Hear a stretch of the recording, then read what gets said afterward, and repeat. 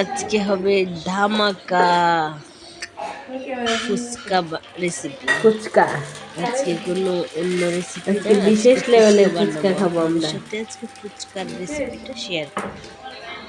ঈদের ঈদের পরের দিন মেহমানদারি ফুচকা ফুচকা বানাচ্ছি, ফুচকা খাবো। আসসালামু আলাইকুম, কেমন আছেন সবাই? আশা করি অনেক ভালো আছেন। আমার বোন ফুচকা বানাচ্ছে, আপনাদের সাথে শেয়ার করতেছি ভিডিওটা। দেখুন, পেঁয়াজ মরিচ ভর্তার জন্য রেডি করতেছি।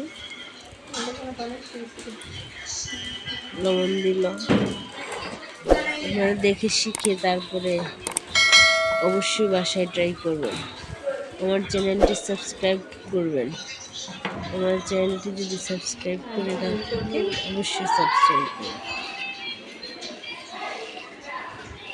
ভিডিও দেখবেন। আশা করি সবাই ভালো আছেন।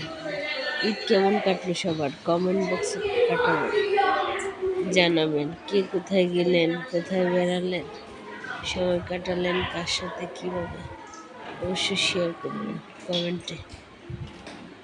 আমার ভিডিওটি ভালো লাগলে অবশ্যই সাবস্ক্রাইব করতে হবে। দেখুন, এই যে ভর্তা রেডি হয়ে গেল। টক, আসলে তেঁতুল নেই, টকটা তেমন ভালোভাবে রেডি করতে পারলো না, মিসিং হয়ে গেছে একটু। দেখুন, এই যে টক লেবু দিয়ে রেডি করলো।